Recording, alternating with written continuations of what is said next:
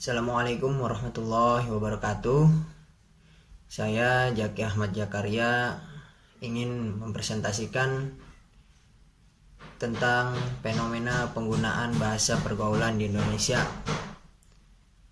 dalam tugas besar 2 bahasa Indonesia. Ya, langsung saja. Latar belakang: bahasa merupakan simbol khas dari suatu negara ataupun wilayah, karena bahasa merupakan unsur vital dalam berkomunikasi atau sebagai alat komunikasi paling utama. Dalam melakukan interaksi, hubungan sosial sesama masyarakat, setiap orang butuh bahasa.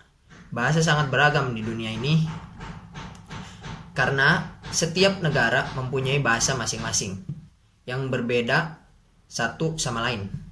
Bahkan bahasa dapat membedakan antar negara yang satu dengan negara yang lain. Negara Indonesia menggunakan bahasa Indonesia sebagai bahasa umum atau bahasa utama dalam bernegara. Berbeda dengan negara Amerika yang menggunakan bahasa Inggris dalam bernegara. Jadi bahasa juga dapat menjadi ciri dari suatu negara. Khususnya di Indonesia ada bahasa daerah, yaitu bahasa di daerah Jawa Barat mempunyai bahasa Sunda sebagai bahasa 3 daerah.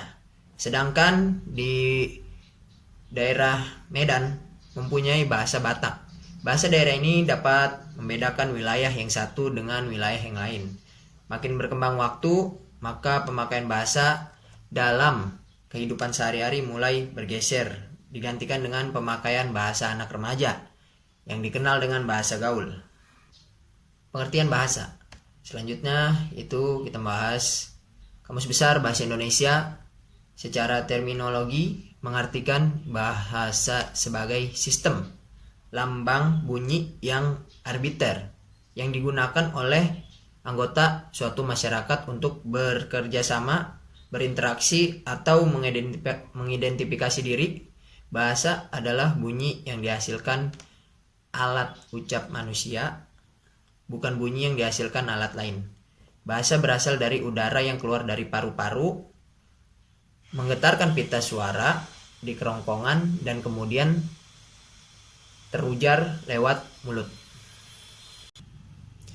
Fungsi bahasa yang utama adalah sebagai media komunikasi, tetapi selain sebagai media komunikasi, bahasa juga memiliki 3 fungsi lainnya, yaitu salah satunya yang pertama ada fungsi ekspresif, yaitu bahasa dapat digunakan untuk mengekspresikan ide, gagasan, dan pengalaman. Contohnya dalam puisi, pengarangan mengekspresikan ide atau gagasan pengalamannya dengan bahasa yang ditulis per bait yang disebut puisi. 2. Ada fungsi estetis bahasa sebagai media yang indah untuk menyampaikan pesan. Fungsi estetis ini bisa diwujudkan dalam bentuk karya sastra. Lanjut, yang ketiga ada fungsi informatif. Artinya bahasa dapat digunakan untuk menginformasikan suatu kepada orang lain. Dan ini ada yang terakhir, yaitu alat fungsional. Artinya bahasa dapat dijadikan sebagai alat untuk mencapai tujuan tertentu, seperti itu. Nah, ada pengertian bahasa baku. Kata-kata baku adalah kata-kata yang standar sesuai dengan aturan kebahasaan yang berlaku, didasarkan atas kajian berbagai ilmu, termasuk ilmu bahasa, dan sesuai dengan perkembangan zaman. Dengan kata lain, bahasa baku adalah bahasa yang menjadi bahasa pokok, yang menjadi bahasa standar atau acuan yang digunakan sehari-hari pada bahasa percakapan maupun bahasa tertulis, seperti itu. Bahasa baku lazim digunakan dalam komunikasi resmi tertulis, contoh surat menyurat resmi, pengumuman resmi, undangan-undangan, dan lain yang bersifat formal. Ada juga wacana teknis, contohnya laporan resmi, karangan ilmiah, buku pelajaran, dan lain-lain sebagainya. Lalu ada pembicaraan di depan umum, contohnya ceramah, kuliah, pidato, dan lain-lain. Dan yang terakhir ada pembicaraan dengan orang yang dihormati dan sebagainya atau formal. Contoh, guru terhadap murid saat sedang rapat di instansi tertentu atau pembicaraan tentang kenegaraan. Dan selanjutnya ada pengertian bahasa gaul. Pengertian bahasa gaul sendiri bahasa prokem yang khas di Indonesia dan jarang dijumpai di negara-negara lain, kecuali di komunitas-komunitas Indonesia. Bahasa gaul dijadikan sebagai bahasa dalam pergaulan anak-anak remaja.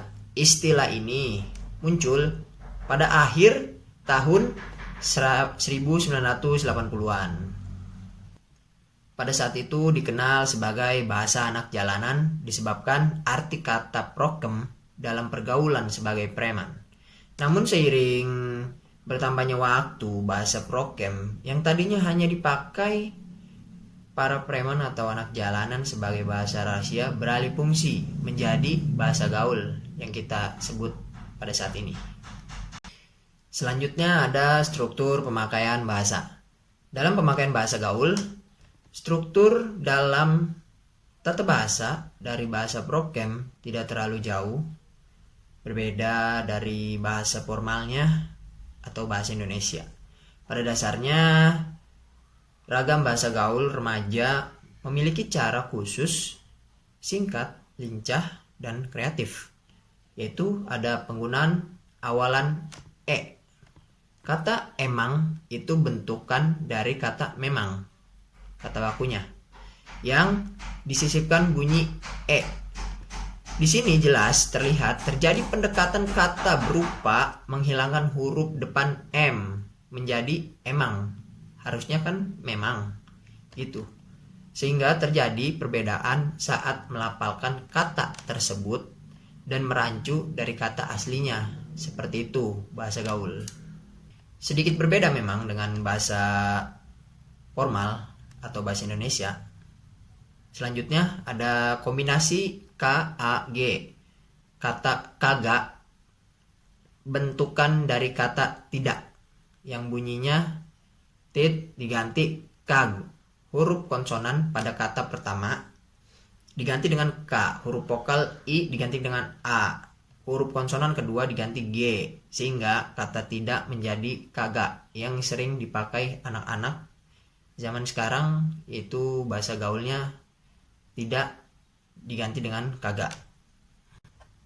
Dari bahasa gaul kemudian muncul istilah bahasa alay, tetapi cenderung dengan bahasa gaul tapi bahasa alay ini lebih cenderung terlihat dari tulisan bentuk lisan. Contoh, lebih banyak huruf-huruf yang tidak jelas seperti itu, penggunaan dengan menyingkat-nyingkatnya seperti itu, atau menambahkan huruf-huruf yang akhirnya melebih-lebihkan kata. Contoh seperti semangat jadi cemangat, seperti itu.